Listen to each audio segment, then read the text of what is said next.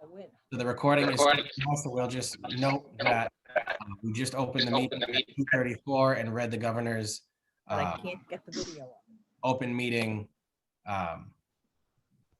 announcement that we will post a video after because of the remote participation. And as a reminder, all votes have to be conducted via roll call vote. Thank you. So first item on the agenda is the roll call. We will note that we are still waiting for Dr. Pellegrino, but the other members of the committee are here with us at 2:36. Next item on the agenda is the approval of the minutes. Is there a motion on the floor? Make a motion to accept. Second the motion. Motion made by Mr. Hebert, seconded by Councillor Walsh. Is there any discussion on the motion? Hearing none, we'll put the matter to a vote. Councillor Walsh. Yes. Dr. Demore. Had the window minimized, I was reading, yes.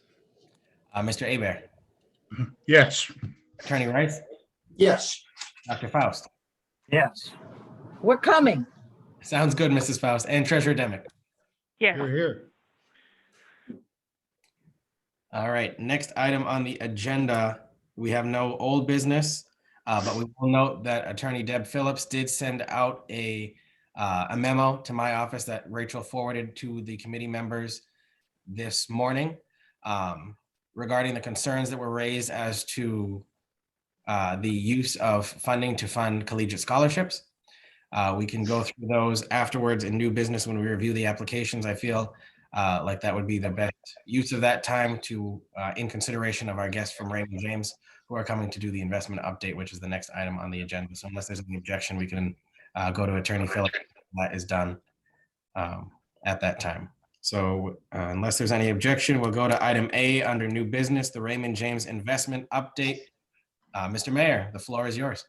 Thank you, Mayor Nicholson, and good to see you all. I would, again, we did one just a little less, maybe approximately a month ago or 5 weeks ago. Since then, of course, you've taken a distribution of $129,250.84, which means that from the time that you began this endeavor, you've between 2016 and 2021, so far you've distributed $387,109.90. Congratulations. The current asset allocation of the portfolio is, other than for maybe a few little changes in the markets over the last few days, is right now approximately 66% equity, 29% fixed income, and 5% cash and alternatives. The total fees paid to date, which would be for the first quarter of 2021, was $3,764.37. The performance year to date is been 3.28%, and that's versus the benchmark of 3.11%.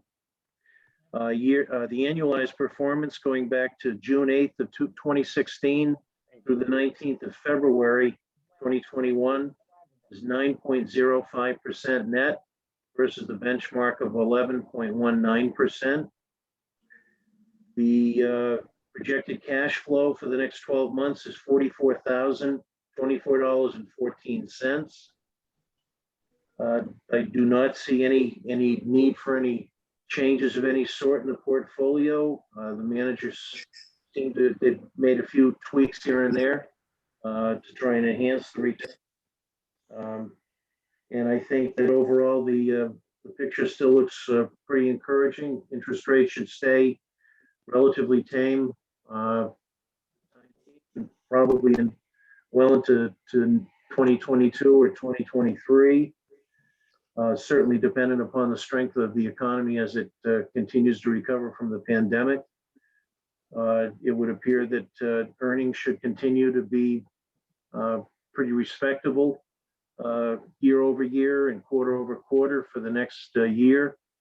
It would also appear that the gross domestic product growth of the economy, should be somewhere this year in the vicinity of probably around 5 to 6%, which is historically exceptionally good. And again, so much is still determined by, how quickly we reach herd immunity or people are vaccinated in this country, and businesses and schools and everyone else can reopen. But at least there seems to be some sense of enthusiasm. If you look at the financial markets today, the Dow currently is up 708 points. The NASDAQ, I believe, is up somewhere around 370 points, and the S&P 500 is currently up 100. So we've had some volatility. There have been some consolidation in the last 2 to 3 weeks, but seems to be a sense of optimism today. And we'll take one day at a time, but I think overall things look reasonably optimistic. So congratulations on what you've accomplished in assisting so many organizations, and we are going to do our best to try and make sure we keep helping you accomplish that. Any questions? Steve, at our last meeting, you were anticipating sometime in the next couple of months a correction or profit taking. Are you still looking at a significant correction at some point in time in the next year? No, you're right, Bob. I think that maybe this, not that we still couldn't have, some sort of downdraft based on a black swan event, something unusual happening. But it appears that we've been having kind of a rotational correction from large cap growth stocks to energy, financial stocks. Again, economy reopening stocks like the hospitality, airline, cruise industry, travel stocks, industrials, manufacturing. So there's been a little bit, not a little bit, I mean, there's about a 5 to 6% pullback in the NASDAQ over the last couple of weeks. The S&P 500 was down, I think, probably close to 2.5 to 3% intraday to intra-high in the last couple of weeks. So we may be gradually going through that in a maybe a little bit less violent fashion. And so I think, that may be the extent of what we're going to see for the time being, other than something on a very short-term basis. That's the way it appears anyway. Thanks, Steve. Welcome. Just to reiterate on a point that Steve had mentioned, he said the management team had made a few tweaks, and they did make a few tweaks about 2 weeks ago on the 8th of February. Just to give you a little bit of an update on a couple of the tweaks that they made in the portfolio. They sold about 122,000 in the S&P dividend ETF. They sold about 46,000 in the iShares, the core 1 to 5 year bond ETF, and they used the proceeds and they purchased more in the Vanguard S&P 500 ETF. And when they do that, when they make adjustments, sometimes they'll issue a 1-page little rationale on sort of what they're doing and their thought process behind it, which I have, and I'm happy to email over that as well if anyone cares to take a look at it. Great idea. I'd be interested in seeing that too. All right, yeah, I can shoot that over. I have Rachel's email. I'll send it over. Thank you. Thanks, Scott. Any other questions? Seeing none, is there a motion on the floor to accept the investment update presented by Mr. Erickson and Mr. Lauder? So moved. Is there a second? Second. Motion made by Attorney Rice, seconded by Counselor Walsh to accept the investment report. Is there any discussion on the motion? Seeing none, we'll put the matter to the vote. Counselor Walsh? Yes. Dr. DeMar? Yes. Mr. Hebert? Yes. Attorney Rice? Yes. Dr. Pellegrino? Dr. Pellegrino, you are muted. Yes. Dr. Faust? Yes. And Treasurer Demick? Yes. Thank you very much. That passes unanimously. Thank you very much, Steve and Scott. You're welcome to stick around, but we understand if you want to leave and to the other fun exciting things that are currently going on. Great. Thank you very much. Good to see you all. Be well. Yeah, good luck, everybody. Thanks, Thank you. Steve. Thank you very much. Next item on the agenda is the review of the additional applications we have received. As part of that, just out of our discussion on this topic at our last meeting, where questions were raised about allocating funding for scholarship purposes and what the use of the word scholarship was intended for. I did invite Attorney Debbie Phillips, who was the author of the legislation, here with us to attend our meeting. She also did write a memo on this that was forwarded out to the different committee members this morning. And I figured how better to answer our question than the source of the author itself. So Attorney Phillips, do you want to just give a brief summary of the memo that you sent to the committee, please? Sure. Well, the short answer is yes. It clearly the fund can be used for collegiate scholarships, for certificate programs, for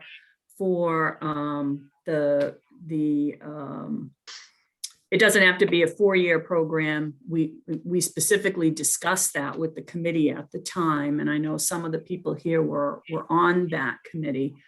But I don't know who raised it to begin with, but when words are not defined in a law, there are various ways that you can analyze that. And the courts provide a lot of guidance to us in doing so. And the first thing that they do is look to the context in which the words are used in the act itself and look at the overall act. And I think that that's enough in this case, although I did go on and do the other, looked at the other two pieces that the court would look at. The act itself says that the fund is being established, a special fund for the Gardner School Department. That's absolutely accurate. It also specifies the purposes. And if we spent a lot of time working on these purposes at the time. And if you look at them, you'll see that we divided into two areas, academic and the arts. Those are the two areas that were deemed to be important. And the very first thing that was recited in each of those two subsections is scholarships for students pursuing academic endeavors and scholarships for students pursuing the arts. We then went on and said that the fund could be used to support and promote those specific things in the Gardner Public Schools. We didn't limit the scholarships to anything, but we did limit in the second clause to the Gardner Public Schools. We also limited the professional development to faculty.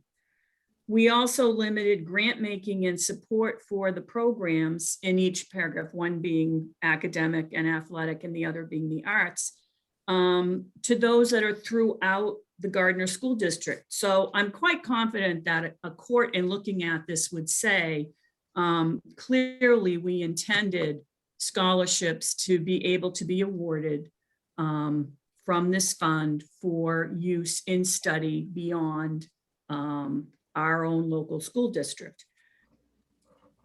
If you also look at section, I think it's section 8, there's criteria, we set forth how the fund was going to be spent on an annual basis. So every year, the trustees are supposed to determine the number and the criteria for scholarships, grants, or other expenditures. We made a distinction. We didn't just say scholarships or grants. We used both words, and we also said other expenditures, because we did contemplate that the trustees might make findings that there were other needs that this money could be put towards. That section then goes on and says how the financial aspect will be sorted out. So in section 1, it's the 50% for each. And then in section 8, there's that 90% rule unless you make a specific finding. So I really think that that's as far as we need to go. However, looking at other laws to find out how scholarship has been used. Well, there are a lot of cases that talk about scholarships, and I could have written 5 more pages talking about those, which would have been ridiculous. All of which are academic or post-secondary school types of scholarship programs. And however, I did find one interesting thing, at least it was interesting to me, and that is the CMR that governs elementary and secondary schools in Massachusetts actually has a section that it's really a section that talks about we can't discriminate if scholarships are processed through the public school system. But I thought it was very interesting that it's clearly a concept that's acceptable in the law, that scholarships can be processed through our local school systems, whether they are established within our school system or whether it's another organization that simply asks your school system to post the information so that students can find it. And then finally, one of the other areas that a court would look to would be definitions. And there is no definition in the general laws for scholarship or scholarships. But you don't need to go to a legal dictionary or a case or anything like that. Courts look at Merriam-Webster, the Oxford English Dictionary, they'll look at a regular dictionary for a word. And I actually thought, I know people don't like Wikipedia, but I find it's a really good place sometimes to start. And I also thought that it provides a really basic view. And that's one of the things that the court says. You're supposed to look to the ordinary meaning of the word. So scholarship is an award of financial aid for a student to further their education at a private elementary or secondary school or a private or public post-secondary college, university, or other academic institution. So it could be for any of those in general. And then Merriam-Webster, who's probably a little more well-respected, their first definition is a grant and aid to a student, such as by a college or a foundation. We would be akin to a foundation being a trust established through the school. Clearly, scholarship is also, the character or quality of achieving knowledge, scholarship in that sense. But I think the most commonly used, the way in which that term is most commonly used is in fact how it was intended in our legislation. And I do remember having lots of discussions about it because we really didn't want to limit it to, for example, 4-year colleges or postgraduate work. We wanted to allow for certificate programs and other things that would benefit the students that come through the Gardner school system who want to go beyond high school. And so that's why I came to that conclusion. As I said, I do think that any court looking at this act would come to the same conclusion. Thank you very much, Attorney Phillips. Just as a So, I'll say a few words. Thank you, Attorney Phillips. I didn't really ask for this or mean to cause, but certainly I read the whole thing and I was very impressed by your work. I thank you that you stayed up the weekend to do this. My wife also read this and took a look at me and said 2 words: "You lose." So Oh, so you, Dr. Faust, you're the one that brought it up. Well, I mean, it is something that is worth looking at. I mean, what does scholarship mean? I mean, you know, this is quite a group. I mean, look around at who's in this group. You know, you have a lot of intellectual brain power here, and there's nothing wrong with having a little bit of a higher, don't look behind you, Jim, a little higher level discussion about these things, because this is what this group is here to do. You're here to help advance the students from your school system. So, you know, it's a great discussion. Thank you for your kind work. You're welcome. I think it's also worth pointing out too, and this is a discussion that Attorney Phillips and I had prior to the meeting when a request first came in to have Attorney Phillips here with us, is one of the things I didn't even think about that she brought up was a scholarship for a student that's not a collegiate scholarship. So someone going to the Hugh O'Brien Academy that our sophomores go to for their leadership training, or the Rotary Club Academy, or the Massachusetts Boys State and Girls State program, that again are furthering our students' education in that type of a way as well. I didn't even think of it. So it was nice that this conversation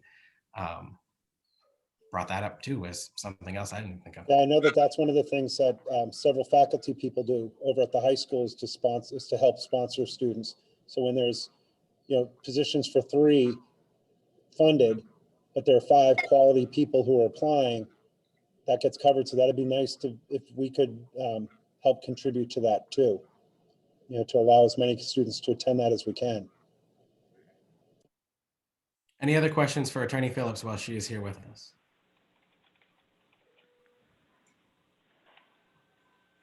All right. Well, Debbie, you're welcome to stay and see what your work has led to, but if you understand, I understand things are busy right now. So if you want to step out, you're more than happy to, more than welcome to, excuse me. Well, it's just nice to see everybody. Thank you. Nice to see you, Deb. Nice to Nice see you job. all, Mark Thank you. and Dr. Faust. And I think you guys are doing great work with this, and glad to help anytime. Thank you. Thank you very much. Thanks, Bye. Deb. Bye. Bye. So with that, we can stay on this agenda item, review of additional applications, because at our last meeting that we had, where there were some technical difficulties, so the recording did not go through. However, the minutes were just approved today, so those will go up on the city's website. We did vote to reopen the application period. We received additional applications that were emailed out to the trustees. I will share my screen here. That's where there's a second mayor's office window. I've got it open on my desktop computer here, and we'll go through the different applications. Unless there's any objections from the committee members, I think doing the same. Dr. DeMar. No, not an objection. I don't believe I received a copy of the new applications. Oh, I just looked through my folder for I'll email them to you right now. Okay, thank you. thank you, Mark. And we will pull them up on the screen here as we go through them, but unless there's any objections, I think going through the same process we did at our January meeting to go through the different applications one at a time and then see where we are at the end is okay on my end. Counselor Walsh. I have just kind of a preliminary question. What is the funding availability that we have based upon the amount that we allocated for the current year and deducting from that the amounts that we've already approved? I was just going to get to that, so we're on the same wavelength there as well.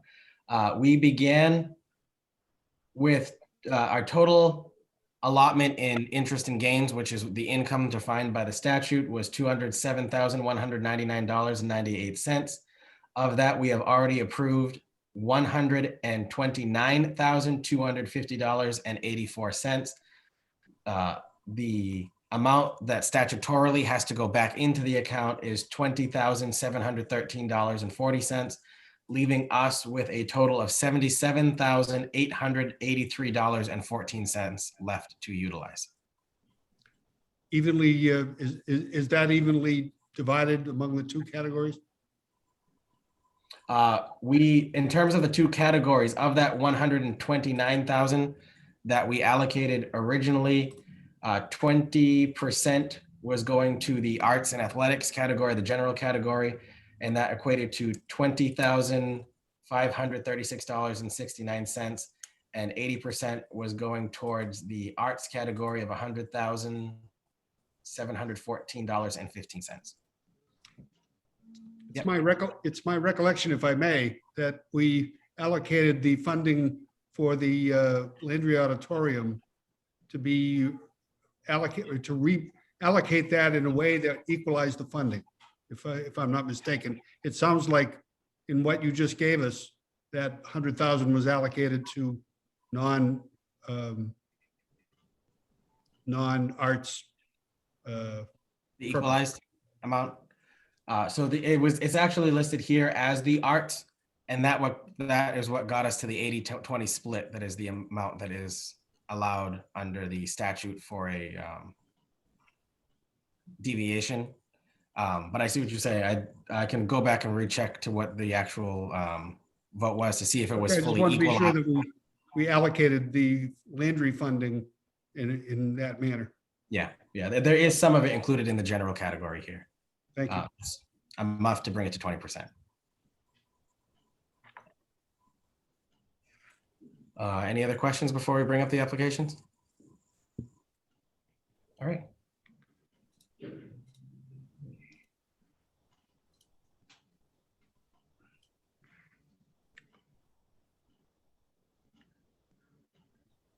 All right, is everyone able to see the screen? And is the size of the font sufficiently large enough for people to see? All right, so our first application we have here today is from a teacher at Gardner Middle School, Emily Pescosalito, for $1,500 for the funding of a 7th grade digital library. Dr. Pellegrino, would you like to start this one off? Sure. This is a program. Sora is a program which the public library uses. So this is actually one of these, a way that we can start to have a library for, have access to the library books for kids for to the digital library. So this is, again, this is something that actually goes a little beyond what we typically do at the school. So it will be a nice addition to the school curriculum. All right. We will stop the share for a second. Is there any discussion on this app? Councilor Walsh. Is this a annual license fee, or is it a purchase? Or I'm wondering what the format is of it. I believe it's an annual licensure. This is something that Mr. Murphy and I had talked about before. This is something that I would like to do for the schools down the road, but this year with the current funding, he knows that I'm not going to be funding this particular project this coming year. Thank you. Any other questions? I think this is a good project and would move to fund it for the amount requested of $1,500. Is there a second? Second the motion. Motion made by Attorney Rice, seconded by Councilor Walsh to approve the project. Is there any further discussion on the motion? Seeing none, we'll put the matter to a vote. Councilor Walsh. Yes. Dr. Dumont. Yes. Mr. Aber. Yes. Attorney Rice. Yes. Dr. Pellegrino. Yes. Dr. Faust. Yes. And Treasurer Demick. Yes. Motion carries. The next application that we have is from Mr. Demetrius Tyros of Gardner High School, a makerspace innovation table for the new program at the high school for the manufacturing students of $33,057. Dr. Pellegrino. Yeah. So this is one of those things that, you know, the school is not going to be able to fund by any means. However, this is a program, as you know, in terms of the STEAM program, science, technology, education, arts, and math. We've funded a number of different initiatives within that program, within the technology program. Whether it be 3D printers, I know we're actually purchasing one for through the Rockwell grant for the middle school. This is something we're really trying to get kids excited about. So this is definitely something that will enhance the program dramatically, but is not really within the confines of my budget for next year.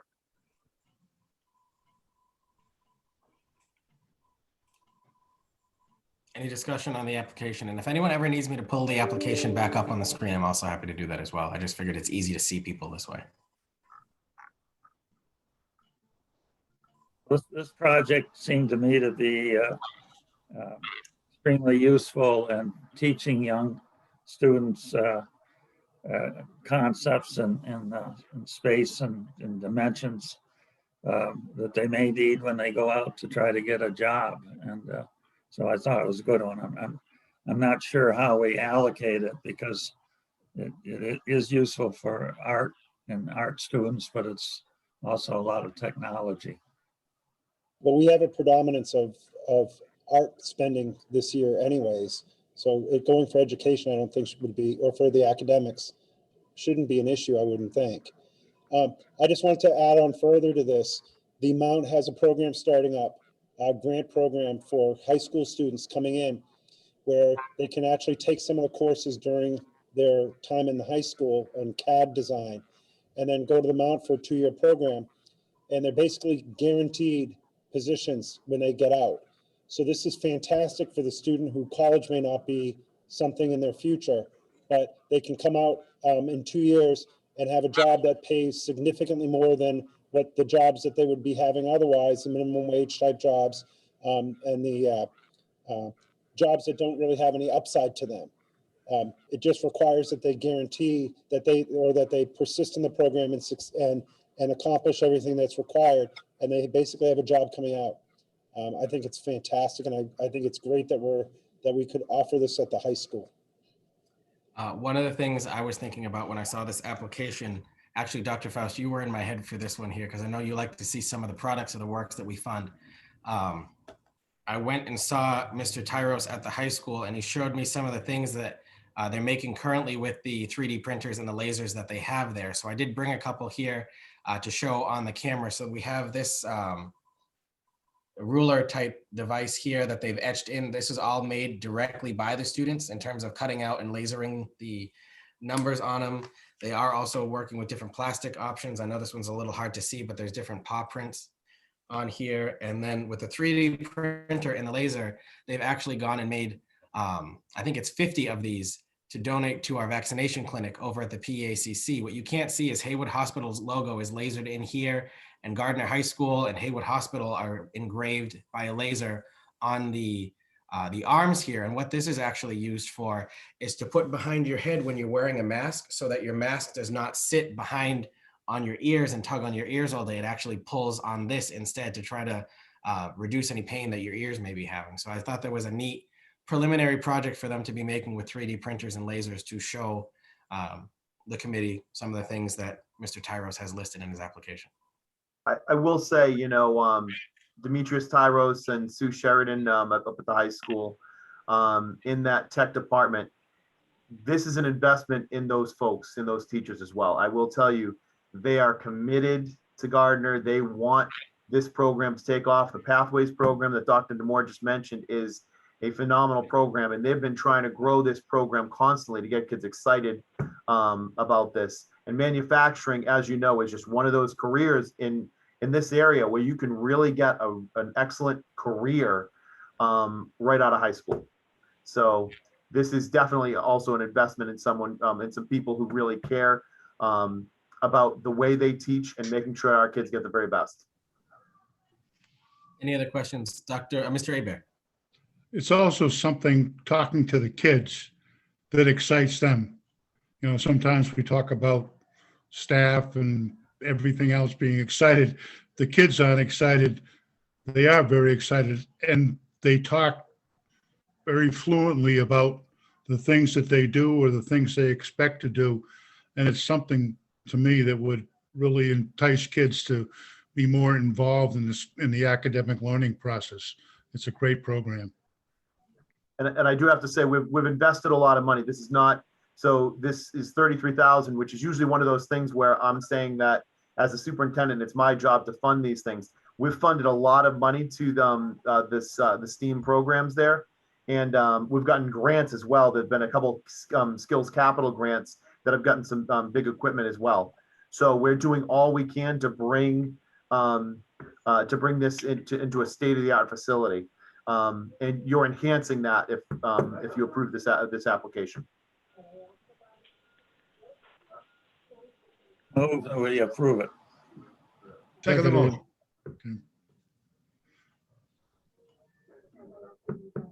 Can you guys hear me? My audio cut out on my laptop and I'm on my phone now. You're frozen. Yeah.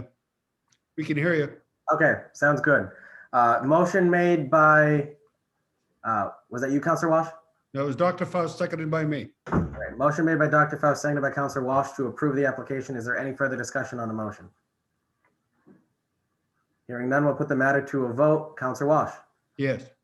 Dr. Demore, Yes. Mr. Hebert, Yes. Attorney Rice, Yes. Dr. Pellegrino, Yes. Dr. Faust, Yes. and Treasurer Demick. Yes. Motion carries. The next application we have is an application from Kristin Basterash of Waterford Street School for playground and gym visual supports for our limited and nonverbal students. Dr. Pellegrino, why don't you start off, and then I also have a question at the end as well. Sure.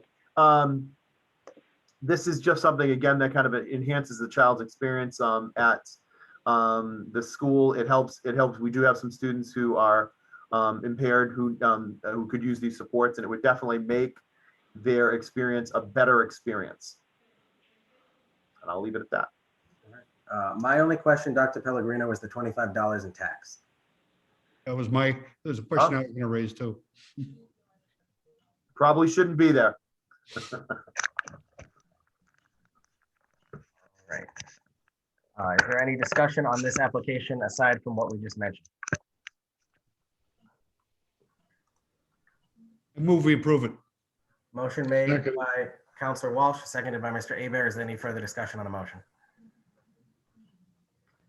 Hearing none, we'll put the matter to a vote. Counselor Walsh, Yes. Dr. Demore, Yes. Mr. Hebert, Yes. Attorney Rice, Yes. Dr. Pellegrino, Yes. Dr. Faust, Yes. and Treasurer Demick. Yes. Counselor Walsh, was that moved with the total amount listed or reducing the $25? By taking out the $24.95 tax. Sounds good. All right. Next application we have is from Tracy Podrazik at the Gardner Middle School for a nature's classroom field trip in the amount of $10,000. Dr. Pellegrino. The Nature's Classroom is a trip that we used to do when I was actually at the middle school back in 2005-06 as a dean of students. I went on the trip, and it's one of those trips that kids remember forever. One of the things is many of our kids can't afford Nature's Classroom. And this is something that Art Murphy has brought up to me on several occasions. We had two parents really spearhead this program to restart, because we stopped it for a number of years because we didn't have enough kids going, because frankly, they couldn't afford it. So we had some parents who said, we want this for Gardner. They have this at other communities, some of the surrounding towns who have a little higher per capita income we're going on this trip. The $10,000 is to defray the cost for some of our students. Basically, it's like having a scholarship kind of across the top. So to help out all of our kids to go. So I'll leave it at that. I have a question. When does the camp take place? And are they going to be actually even having it this year? I don't think that this is for this year. This is for next year. When does it take place? In the spring or? Yeah, usually in April or May. So this is April or May of 22. Yeah, I don't know that. I don't know, because last year we went really early.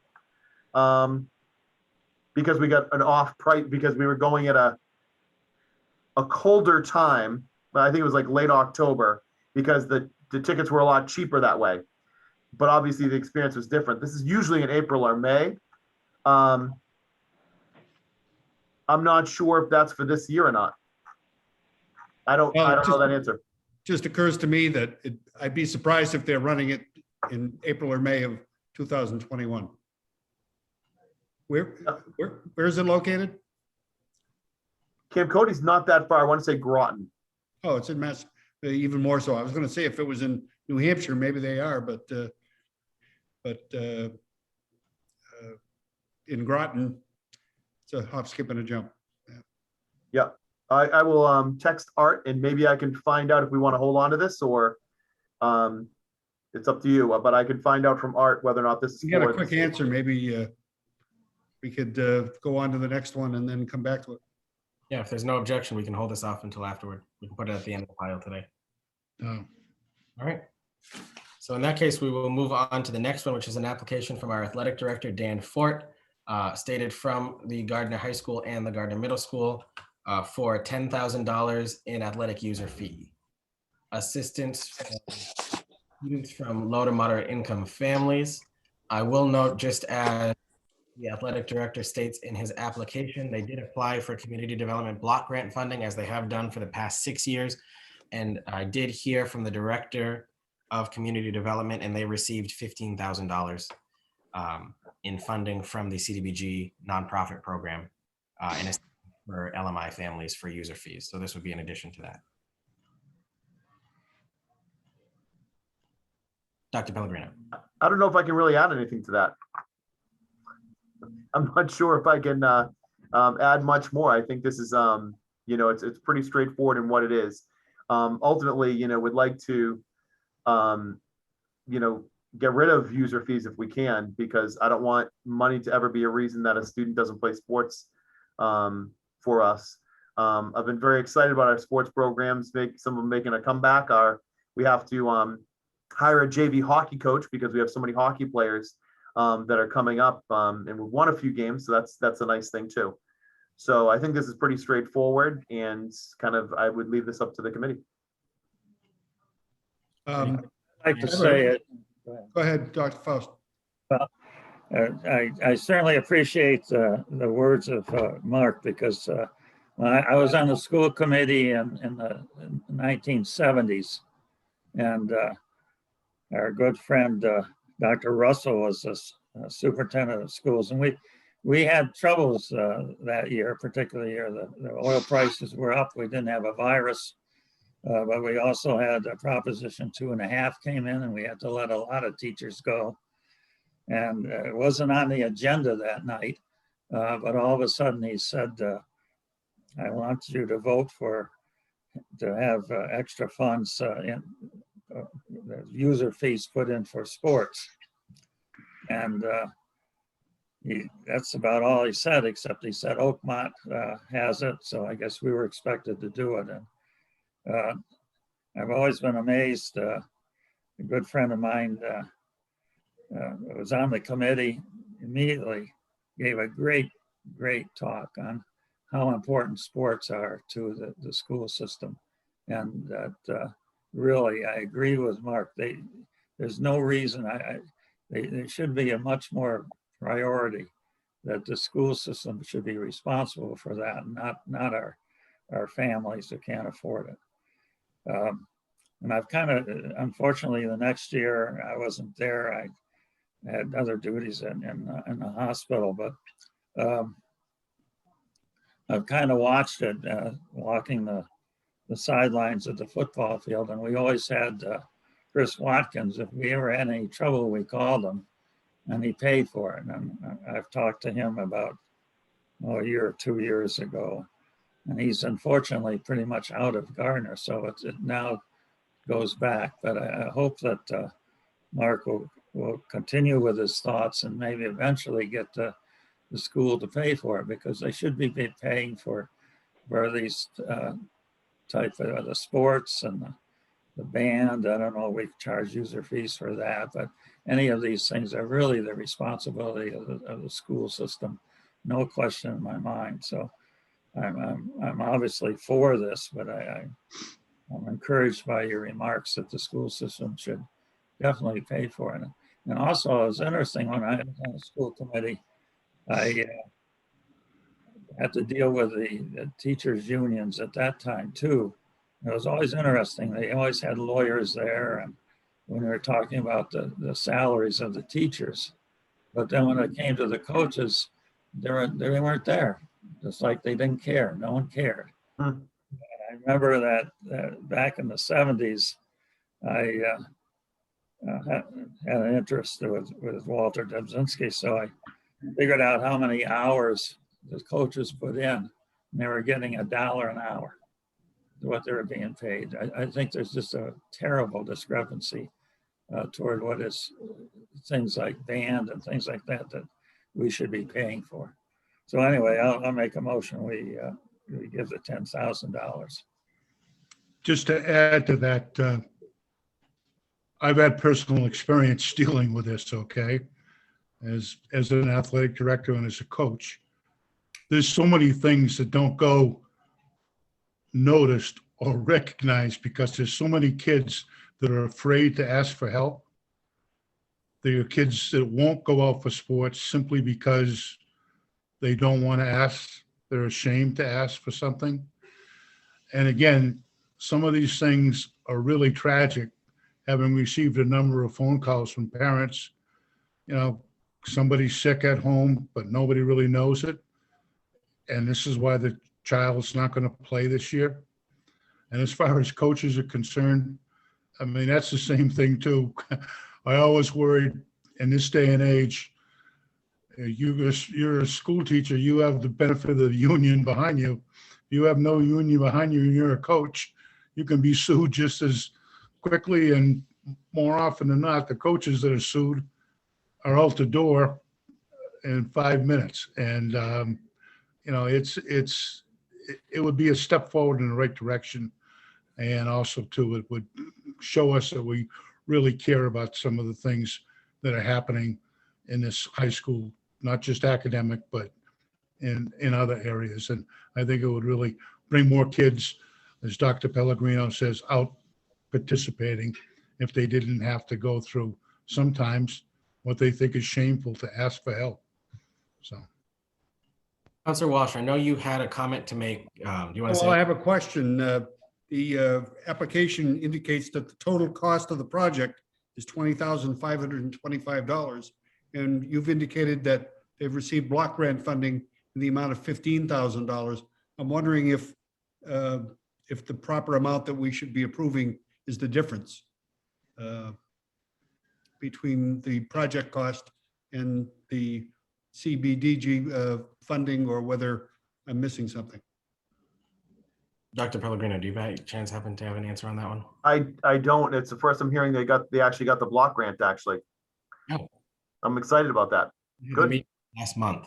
So if the maker of the motion is willing, I'd suggest that we reduce the amount that we approve to $5,525.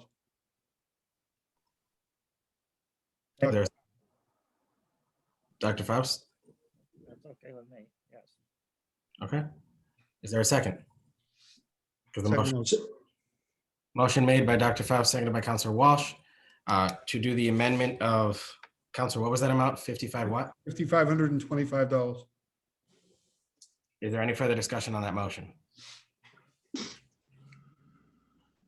Hearing none, we can put that to a vote. My screen shifted when I got logged back out and logged back in, so maybe in a different order. Mr. Hebert. Yes. Councilor Walsh? Yes. Attorney Rice? Yes. Pellegrino? Yes. Dr. Demore? Yes. Treasurer Demick? Yes. Thank you very much. Motion carries. The next application we have is from Ms. Julie Campbell at Gardner High School for the weekend backpack program for $2,000 in the amount requested. Dr. Pellegrino. The backpack program obviously has benefited many of our families. in need over the past few years. Margaret Poulin is the one who started it up, I know, at the high school. Every now and again, they look for some donations, although I will say teachers strongly support the program, as do administrators.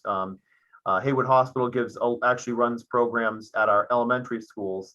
The high school is solely relies on their own fundraising. So I'm sure you all know what the program does, provides a backpack with a lot of food for weekends to make sure that folks can make it, quite frankly. So I think it's pretty self-explanatory what they're looking for. Is there any discussion on this application?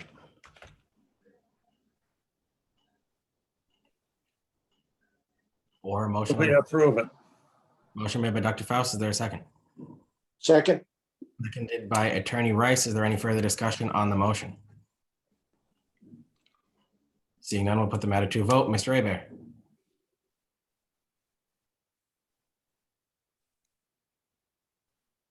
Coach?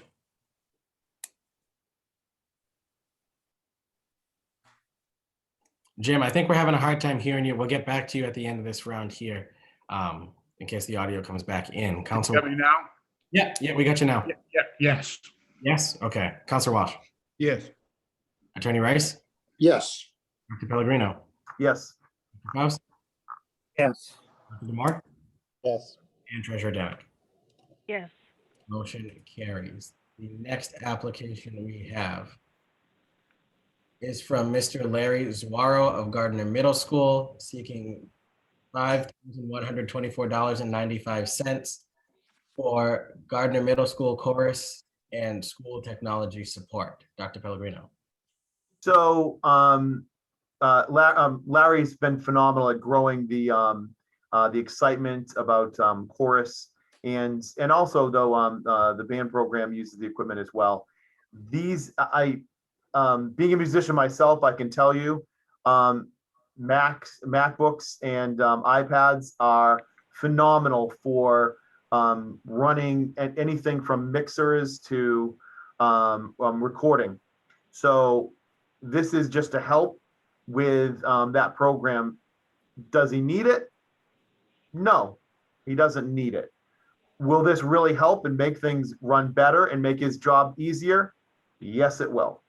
And he's definitely one of my faculty that I always go out of my way for. I've played at a couple of his choral events. I play guitar for him. He does a great job, and this would be something that definitely makes his life easier and the shows better. Is there any discussion on the application? So this is for purchase of software, is that correct? It's actually I believe it's the actual MacBook itself, right? The MacBook and iPad? I believe so. All right, yeah, I just got it, so just reading. So this is not something that these students' Chromebooks would be able to? No, not at all. The programming, the programming for a Mac is designed for the arts, honestly. And typically a MacBook Pro, which I bought for my son who's in Chicago and is into the arts, they're $2,000 easy. And that's for like a bottom of the line, top end MacBook. So these are phenomenal programs, which really helps him to mix the sound and make sure that the sound is excellent. It's surprising how much technology is so a part now of music performance and recording. Any other discussion on the application? I'll move it, approve it. Councilor Washer, second. Well, I just want to say that having a son who's now a professional in the music and video post-production world, I can tell you that the MacBooks, if a MacBook Pro can do it, that's what you want to have. I hope my kid becomes a professional. He needs a job afterwards. He needs a job. Well, he started when he was 8 years old. So, All right, Dr. Faust, yeah, you had a motion on the floor. Is there a second? second. Seconded by Mr. Aber. Is there any further discussion on the motion? I was only a mediocre trumpet player, so if that helps someone get beyond that, there, I'm all for it. Hearing no other discussion, we'll put the matter to a vote. Mr. Aber, Yes. Counselor Watt, Yes. Attorney Rice, Yes. Dr. Pellegrino, Yes. Faust, Yes. Moore, Yes. and Treasurer Deb. Yes. Motion carries. The next application we have is from Kathy McKay from Elm Street School to purchase ukuleles for her music classes. Dr. Pellegrino. Yeah, so this is, one of those things where, a teacher is constantly going above and beyond, trying to run a solid program on a shoestring budget. I will tell you, I play the ukulele myself. It's a great way to teach kids how the actual music theory. So this is a great little program. I like the idea. Is there any discussion on the application? This also includes the purchase of some mini keyboards, as I understand it, of piano keyboards. Were the Oh. keyboards also there too? Yes, they are. Sorry, my apologies. Yes. 12 mini keyboards at the cost of $659.88. Adapters of $299.88 as well, and 25 ukuleles. I thought that was a cool part of the application, so that's what stuck with my head. Well, I play the ukulele, so that kind of stuck in my head too. It's kind of funny. Is there any other discussion on the motion? Is there a motion, actually? There is no motion. Any other discussion on the So application? moved. Motion made by Attorney Rice, Second the motion. seconded by Counselor Walsh. Is there any further discussion on the motion now? Seeing none, we'll put the matter to a vote. Mr. Aber. I'm going to play the ukulele too. Yes. Counselor Walsh. Yes. Attorney Rice. Yes. Dr. Pellegrino. Yes. Dr. Faust. Yes. Dr. Moore. Yes. Treasurer Deb. Yes. Motion carries. I will say, I know I said that the Zoom screen shifted here. I like that the attorneys are together and the doctors are together. That way it's a lot easier to remember what time. The next application we have today is from Kelly McGavin at Gardner Academy for $1,509 for digital microscopes and stop motion videos. Dr. Pellegrino. Yeah, so, I think this is, again, a real benefit to teaching science at Gardner Academy. They oftentimes don't step up to ask. I actually sometimes have to push them to ask for things. I think the fact that Kelly, who does a really good job at Gardner Academy, teaching our kids biology to prepare them for the MCAS, this would be a great tool for kids to actually get excited about science and to actually learn enough so they can pass the MCAS and move on and graduate. And maybe get kids just excited about science in general. Is there any questions, comments, concerns on the application?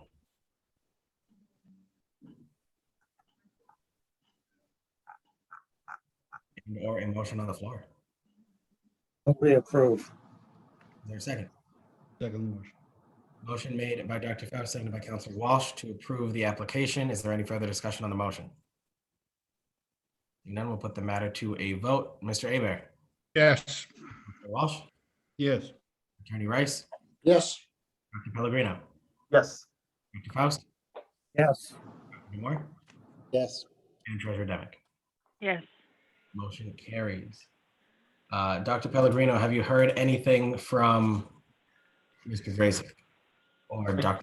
Mr. Yeah, Murphy? I heard from Principal Murphy. He said that this is for the 21-22 school year. The money is due in the fall. Having the money earlier for the down payment really benefits them because then they can choose, or they get a better shot at getting the dates that they're looking for. So it is for next year, but the money needs to be down for the fall. And that was, again, to remind people, this was the application for Nature's Classroom in the amount of $10,000. I remember when my daughter went to this program. It was a wonderful experience for her. I'm glad we're bringing it back so that children can really benefit from a well-designed, terrific program. I move we approve the request. Other motion. Motion made by Attorney Rice, seconded by Counselor Walsh. Is there any further discussion on the motion? Seeing none, we'll put the matter to a vote. Mr. Abear. Yes. Counselor Walsh. Yes. Attorney Rice. Yes. Dr. Pellegrino. Yes. Dr. Faust. Yes. Dr. DeMore. Yes. And Treasurer Demick. yes, Thank you very much. Motion carries. That does conclude our review of applications so that the committee can see. This leaves us at allocating, and again, this is with just having the auditorium solely in the arts. We can certainly rearrange that around, as Councilor Walsh stated earlier, as reflected in both categories here. But with that, we have $28,639.84 in the general category, $108,183.40 in the arts, leaving us within the threshold that we are allowed to deviate from. However, we will, again, that does change when we reallocate the auditorium funding that we approved.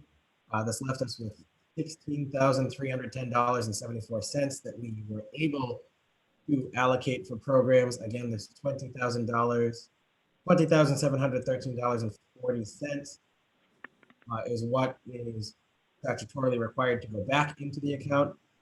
Leaving it right now, if we don't touch the 16,000, at $37,024.14 being reinvested into the account. And this gray line is the one application that we denied the last time, for the $2,800. Is there any questions, comments, concerns on the review of the applications that we have done this round? I just want to say thank you all for your thoughtfulness. I will say we turned some down in the first round, and I think that really pushed the thinking of some of these applications, because when I read them, I was really kind of excited that they thought outside the box and pushed this past just the mundane, well, I need stuff for my classroom. And some of these things were really exciting. So I think this was a great round of applications, frankly. So I just wanted to mention that. Thank you.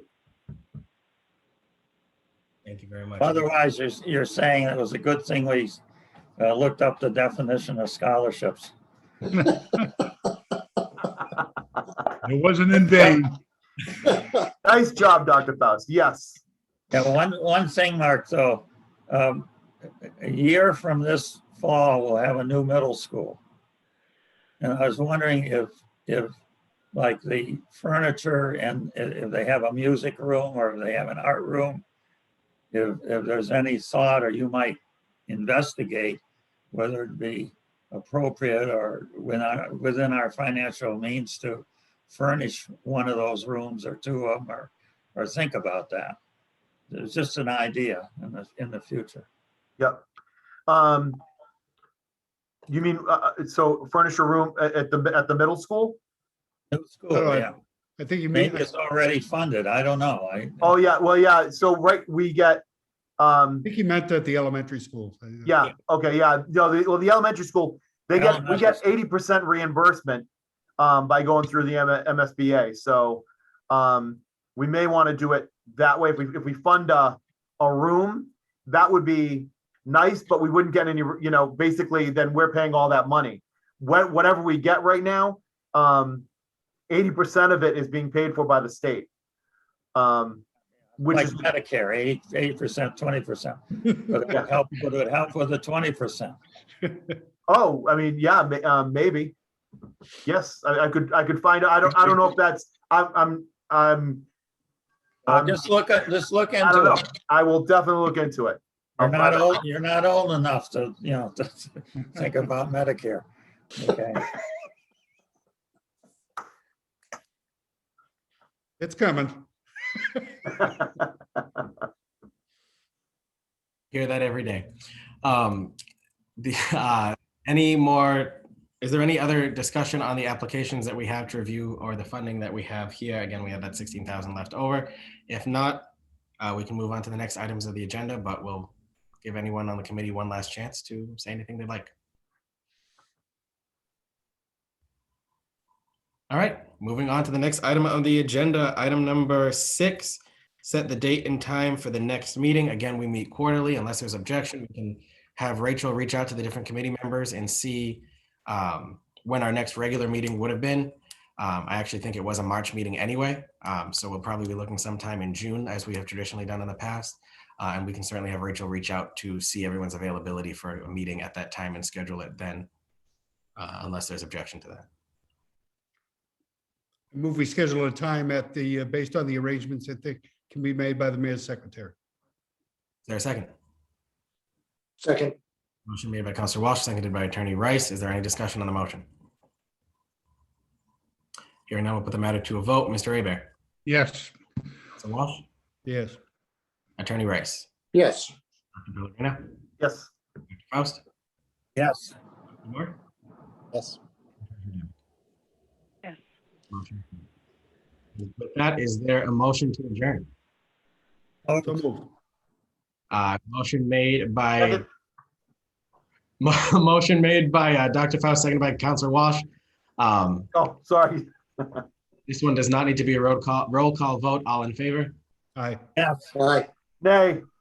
Hey, Oh, Appreciate all your work. Thank you so much. take care, everybody. good night. Right. Thank you. Thank you. Take it easy.